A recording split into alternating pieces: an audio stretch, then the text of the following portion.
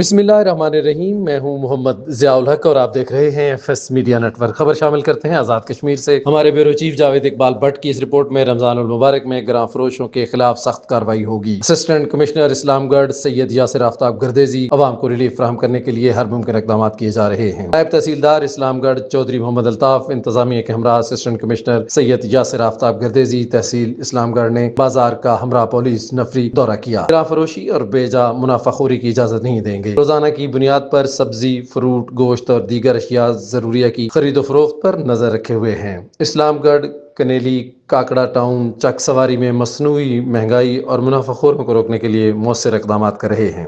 رمضان شریف عبادت و ریاضت کا مہینہ ہے۔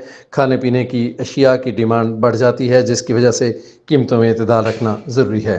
لہٰذا اس ماہ مقدس میں دکاندار حضرات تعاون کریں اور اشیاء کو ریٹ لسٹ کے مطابق فروخت کریں۔